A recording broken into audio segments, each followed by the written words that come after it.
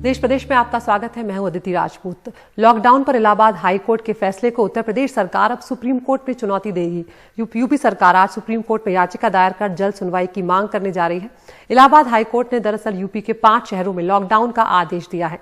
ये शहर हैं लखनऊ, कानपुर, वाराणसी, प्रयागराज और गोरखपुर। यूपी सरकार के मुताबिक इलाहाबाद हाई कोर्ट ने कार्यपालिका के अधिकार क्षेत्र में अतिक्रमण किया है। सुप्रीम कोर्ट में यूपी सरकार की ओर से सॉलिसिटर जनरल तुषार मेहता उनका पक्ष रखेंगे। यूपी सरकार का यहां पर यह कहना है कि बिना पहले से जानकारी के लॉकडाउन लगाना संभव नहीं है, लेकिन इलाहाबाद हाई कोर्ट ने सरकार की कई तरह की कमियों पर भी यहां पर सवाल उठाए थे। जिस तरह की अव्यवस्था वहां पर फैली हुई है, स्वास्थ्य व्यवस्था पूरी तरह से चरमरा गई है, इसलिए एक तरह से हाई कोर्ट ने यह फैसला सुनाया था कि इन 5 शहरों में लॉकडाउन जरूरी है।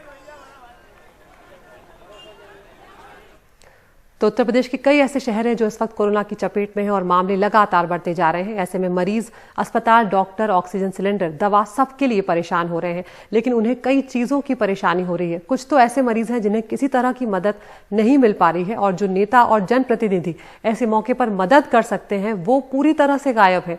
हालात ये हैं कि वो मीडिया से भी मुंह चुरा रहे हैं। बनारस में कोविड की समीक्षा के लिए प्रधानमंत्री नरेंद्र मोदी की बैठक के बाद सूबे के कद्दावर मंत्री नीलकंठ तिवारी बाहर निकले तो मीडिया से बचते नजर आए। क्या मीटिंग हुआ है?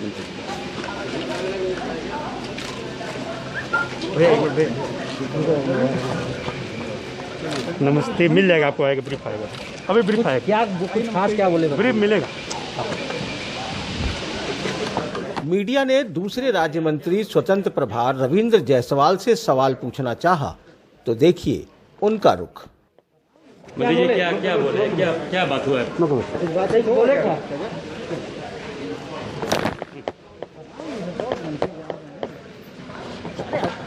आखिर ऐसा क्या हो गया मंत्री जी? क्या किसकी बड़ी गड़बड़ है? आपने भी कुछ नहीं सर के समस्या के बारे में अवगत कराएं और फिर आगे चेक करें। जो कमियां हैं उस पर बात हुई क्या? रेमडेसिविर नहीं है, ऑक्सीजन नहीं है, वेंटिलेटर नहीं है, बेड नहीं है। मंत्री जी सवालों से बचते बचते गाड़ी में बैठकर निकल गए। विपक्ष कोरोना के हालात पर इन जनप्रतिनिधियों के रुख को लेकर सवाल खड़े कर रहा है। काशी की जनता ने सांसद ने प्रधानमंत्री चुना था और प्रधानमंत्री चुनने का नतीजा ये है कि आज बनारस की जनता त्राहिमाम चिल्ला रही है। किसी अस्पताल में जगह नहीं है। सरकारी अस्पताल एकदम अव्यवस्थित हैं। प्राइवेट अस्पताल लगातार लोगों का शोषण कर रहे हैं, लोगों से अनाप शनाप पैसे ले रहे हैं और जो एक इंजेक्शन रेमडेसिविर है वो 10-10 हज़ार, 15-15, 20-20 हज़ार रुपये की बिक रही है, 25-25 हज़ार रुपये की बिक रही है। लोग खरीदने के लिए मजबूर हैं और जब वो मरने के कगार पे आ रहे हैं तब उनको इंजेक्शन मिल रही है। मैं समझता हूँ कि ये पूरी तरीके से सिस्टम बैठ गया है और इनके जनप्रतिनिधि भाग गए हैं। पीएम की समीक्षा बैठक के बाद उनके संसदीय कार्यालय में 24 घंटे का दफ्तर खोला गया और हेल्पलाइन भी जारी किया गया, लेकिन वहां सिर्फ घंटी बजती है, फोन उठता नहीं। करना चाहते हैं वह अभी स्विच ऑफ है। लिहाजा बुखार में तपती अपनी बच्ची को लेकर अस्पताल के बाहर खड़ी इस मां की तरह कई लोग अस्पताल में दाखिला लेने के लिए भटक रहे हैं। कोविड समस्या से जो परेशानियां हो रही हैं लोगों को, उसके लिए मैं परेशान था। ये नंबर लगाया और दोनों नंबर कोई उठा नहीं रहा, एक स्विच ऑफ है और बेसिक नंबर कोई उठा नहीं रहा। अगर ये ऐसा है तो फिर ये नंबर देने का कोई फ़ायदा नहीं है। करीब आधे घंटे से मैं करीब 10 बार मिला चुका हूँ। क्या हो रहा है उसमें? कोई नंबर उठा नहीं रहा है। अपने वोटों से बीजेपी का दामन भरने वाली बनारस की जनता को उनके प्रतिनिधि इस आपदा में कोई मदद तो नहीं पहुंचा पा रहे हैं, पर अफसोस इस बात का भी है कि इस आपदा में मनोबल को मजबूत करने के लिए वो उनके साथ खड़े नजर भी नहीं आ रहे हैं। वाराणसी से पुरुषोत्तम के साथ अजय सिंह, एनडीटीवी इंडिया। तो हर जगह इसी तरह की बेचैनी जो है वो देखने को मिल रही है। राजस्थान की अगर बात की जाए तो पिछले 24 घंटों में करीब 12,000 कोरोना के केस सामने आए हैं और 53 मरीजों ने अपनी जान गंवाई है। राजधानी जयपुर में 2,000 से ज्यादा मामले हैं। राज्य में कुछ जगह मरीजों को बेड और ऑक्सीजन की दिक्कतें अब आने लगी हैं। राजस्थान के सबसे बड़े कोरोना अस्पताल की हालत भी खराब होती जा रही है। यहाँ ऑक्सीजन वाले बेड जो हैं वो वार्ड के बाहर कॉरिडोर में लगाने पड़े हैं ताकि हर मरीज को सुविधा दी जा सके। यहाँ का हाल बता रही हैं हमारी सहयोगी हर्षा कुमारी सिंह। राजस्थान का ये सबसे बड़ा कोविड का अस्पताल है RUHS, लेकिन यहाँ पर जो 1200 से ज्यादा बेड है वो धीरे धीरे अब 90% तक भर चुके हैं। इसलिए आप देख सकते हैं कि मेरे पीछे किस तरह से जब वार्ड भर गए हैं तो पेशेंट्स को पूरा ट्रीटमेंट मिले तो बाहर कॉरिडोर में इन्होंने बेड्स लगा के ऑक्सीजन दिया है ताकि कम से कम जो ऑक्सीजन है वो जो पेशेंट्स को उसकी ज़रूरत है कम से कम वो ट्रीटमेंट मिले। और जो RUHS है इसमें जो लगातार 200 से 300 पेशेंट्स रोज यहाँ पर आ रहे हैं और ये इसलिए हो रहा है कि राजस्थान में भी जो सेकेंड सर्ज आया है उसमें बहुत बड़ी मात्रा में कोरोना का एक विस्फोट हुआ है। लेटेस्ट जो फिगर है वो 10,000 के आसपास का है और लगातार फिगर्स बढ़ते जा रहे हैं। अब डॉक्टर्स कहते हैं कि चिंता की बात यह है कि जो रिकवरी रेट है वो भी सही नहीं है, यानी कि जितने पेशेंट्स भर्ती हो रहे हैं उससे कम पेशेंट्स डिस्चार्ज हो रहे हैं। पॉजिटिविटी रेट बढ़ गई है और जो रेमडेसिविर जो इंजेक्शन है वो सिर्फ इस तरह के सरकारी अस्पतालों में उपलब्ध है, प्राइवेट अस्पताल में काफ़ी कमी आ रही है।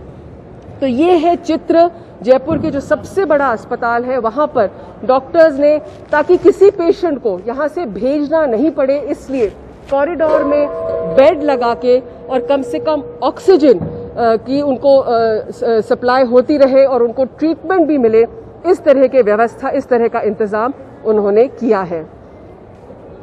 जयपुर से हर्षा कुमारी सिंह, NDTV इंडिया। बिहार का रुख करते हैं जहां पर कोरोना संक्रमितों की तादाद लगातार बढ़ रही है और 24 घंटों में अगर बात करें तो 7,481 नए मामले सामने आए हैं। फिलहाल राज्य में संक्रमितों की संख्या बढ़कर अब 50,000 के करीब पहुंच चुकी है। मुख्यमंत्री नीतीश कुमार के तमाम दावों के बावजूद लोगों को वक्त पर कोरोना की टेस्ट रिपोर्ट तक नहीं मिल पा रही है। कई लोग तो 5-5 दिन से अपनी रिपोर्ट का इंतजार कर रहे हैं। तो आप अंदाजा लगा सकते हैं कि जिसके सिम्टम्स हैं, अगर 5-5 दिन तक उसकी रिपोर्ट ही नहीं आएगी तो वो इलाज कैसे शुरू कर पाएगा। कोरोना अस्पतालों में मरीजों के लिए बेड का भी संकट पैदा हो गया है। कुछ जगहों पर ऑक्सीजन की भी कमी है। हालांकि राज्य के स्वास्थ्य मंत्री मंगल पांडे ने माना है कि फिलहाल सब कुछ ठीक नहीं, लेकिन सारे इंतजाम किए जा रहे हैं। उनसे बातचीत की है हमारे सहयोगी मनीष कुमार ने, वो आपको सुनवाते हैं। ये बताइए, आज की तारीख में आपके पास स्पेयर बेड है, ऑक्सीजन है, ICU है? निश्चित रूप से हमारे पास आज ऑक्सीजन के बेड्स भी हैं, हमारे पास वेंटिलेटर्स भी हैं, लेकिन मैं आम लोगों से आग्रह करता हूं कि उसका उपयोग सही तरीके से होना चाहिए। जैसे आज के तारीख में जो कोविड केयर सेंटर है, जो जहां एसिम्प्टोमेटिक केस आते हैं या जो क्रिमिनली जिनको कोरोना के लक्षण दिखाई पड़ते हैं, वैसे लोगों के लिए 11,924 बेड है और उसमें से 3343 बेड जो है वो ऑक्सीजन के साथ, लेकिन अभी ऑक्यूपेंसी हमारे पास केवल 416 है। उसी प्रकार से जो डेडिकेटेड कोविड हेल्थ सेंटर है DCHC, वहाँ जो सामान्यतः हमारे अनुमंडल अस्पताल स्तर के जगहों पे बनाया गया है, वहाँ पे हमारे पास 5,556 बेड है और उसमें से ऑक्सीजन का बेड 3,912 है और ऑक्यूपेंसी लगभग 450 है। सर, उन लोगों को फिर बेड मिल क्यों नहीं पा रहा है? क्योंकि सभी लोग जो हमारा डेडिकेटेड कोविड हॉस्पिटल है सब उसमें जाना चाहते हैं। मैं आपको मैंने आपको बताया CCC और DCHC का, लेकिन हर आदमी चाहता है कि हम DHC में चले जाए, मतलब डेडिकेटेड कोविड हॉस्पिटल में चले जाए, DCH में। DCH उसके लिए है जो जिसकी स्थिति गंभीर हो गई, डॉक्टर ने जिसको रेफर किया, लेकिन आज हर मरीज DCH भी जाना चाहते हैं। ऑक्सीजन आपके पास पर्याप्त है क्योंकि प्राइवेट हॉस्पिटल्स जो हैं बहुत सारे पेशेंट्स को इसलिए डिस्चार्ज करें क्योंकि उनके पास ऑक्सीजन की सप्लाई सरकार नहीं दे पा रही है। निश्चित रूप से ऑक्सीजन की कठिनाई 2 दिन पहले आई थी और जैसे ही ऑक्सीजन की कठिनाई ध्यान में आई, हम सब लोगों ने सारे सिस्टम को और एक्टिवेट किया। जो लॉरी है ऑक्सीजन का, लिक्विड ऑक्सीजन का, उसको बढ़ाया है और कल से धीरे धीरे स्थिति सामान्य हो रही है। आपको लगता है कि कोरोना का जो स्पेट है, जो ये नया स्पेल चला है, उसमें कहीं ना कहीं आप लोग अनप्रिपेयर्ड या ऑफ गार्ड ये हुए, एक स्लैकनेस आ गया था पूरे सिस्टम में? स्लैकनेस नहीं था। स्लैकनेस होता तो केवल बिहार में है क्या? पूरे देश का इशू, पूरे देश में स्लैकनेस था क्या? सभी राज्यों में था? नहीं, ऐसा नहीं। आप ये देखिए कि इस पर बहुत तेजी से केस बढ़े। आप डेटा देखिएगा तो पिछली बार जो केसेस, नंबर ऑफ केसेस बढ़े थे, उसको एक टाइम पीरियड लगा था। इस बार विद इन 10 डेज जिस तरीके से स्प्रेड हुआ है ये डेफिनेटली अनइमेजिनेबल था। ये अंदाज बिहार में क्या होगा अगले 10 दिनों में क्या होने वाला नहीं, कोई नहीं कह सकता क्या होने वाला है, क्योंकि 8 दिन पहले नहीं मालूम था कि 8 दिन में इस राज्य के अंदर लगभग 40,000 केस आ जाएंगे। इसलिए आगे क्या होगा ये प्रेडिक्ट करना मुश्किल है। हम सब लोग बिहार की स्थिति को बेहतर कर सके इसके लिए हम सब लोग लगातार प्रयास कर रहे हैं और जो भी संसाधन है उस संसाधन का बेहतर इस्तेमाल करके जितना स्वास्थ्य सुविधा हम दे सकते हैं वो देने का काम और प्रयास हम लोग कर रहे हैं। Thank you.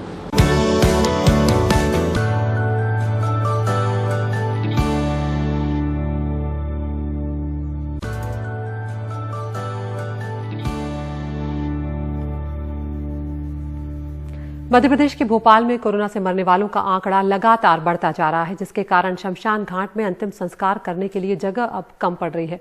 भोपाल के एक ऐसे ही शमशान घाट का हाल बता रहे हैं हमारे सहयोगी अनुराग द्वारी। पूरे मध्य प्रदेश में कोरोना से संक्रमित मरीजों की आज का जो मौत का आंकड़ा है वो 79 है, भोपाल में 5। अब आप देखिए ये भदभदा विश्राम घाट है जो एक कोविड डेजिग्नेटेड ये भी शमशान भूमि है और इसके अलावा सुभाष नगर भी है मध्य प्रदेश की राजधानी भोपाल में। यहाँ पर आप देख सकते हैं कम से कम यहीं पर आपको 10 से 12 चिताएं अभी भी जलती हुई दिख जाएंगी और इसी भदभदा में दूसरी तरफ भी आप देखेंगे यहाँ पर भी जो शमशान भूमि है ये सारे कोविड संक्रमितों के लिए ही है और यहाँ पर भी आप देखेंगे कि लगातार लाशें जल रही हैं, किसी के अपने हैं और जो सरकारी आंकड़े हैं उनके लिए सिर्फ एक ये नंबर है, संख्या है, लेकिन किसी के अपने हैं। कुछ दिनों पहले जब यहाँ आए थे तो एक बिटिया ने कहा था कि वो देखो मेरी माँ धुएं में जा रही है। इस तरह के कई सारे आप जब यहाँ पर आते हैं तो आप इस तरह के कई सारे ऐसे वाक़यों से दो चार होते हैं। सरकार बार बार कहती है कि हमें आंकड़े छिपाकर कोई अवार्ड नहीं मिलने वाला, लेकिन हम भी ये बताना चाहते हैं कि आंकड़े बताकर हमें भी कोई अवार्ड नहीं मिलने वाला। लेकिन कम से कम एक बात तो तय हो जाएगी कि सरकार कुछ छिपा नहीं रही है, सारी बातें पारदर्शी तरीके से हो रही हैं और ये तस्वीरें उसी की गवाही देती हैं। बस इतना ही सरकार को कहना है कि आंकड़े बताकर हमें भी कोई अवार्ड नहीं मिलेगा या कोई खुशी नहीं मिलती, लेकिन जो सच्चाई है वो कैमरे की आंख से आप देख सकते हैं। भोपाल से कैमरा पर्सन रिजवान खान के साथ अनुराग द्वारी, एडीटीवी इंडिया।